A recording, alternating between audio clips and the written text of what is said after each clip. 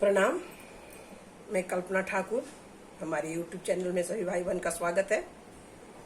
एक मजेदार गाना सुनिए कि भुला गईल ए भैया, भुला गईल ए भैया चटनी के चटकारा, भुला गईल ए भैया चटनी के चटकारा, भुलैला भुलैला भुलैला भुलैला भुलैला भुलैला भुलैला भुलैला, भुला गईल ए भैया चटनी के चटकारा, भुला गईल ए भैया चटनी के चटकारा।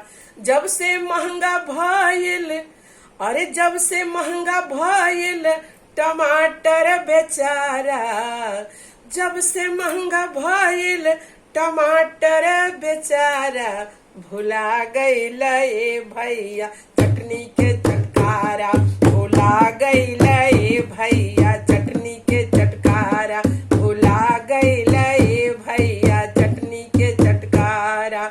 आलूए के संग जब चोखा मलाला, आलूए के संग जब चोखा मलाला, रोटियों से खाला और भातों से खाला, रोटियों से खाला और भातों से खाला।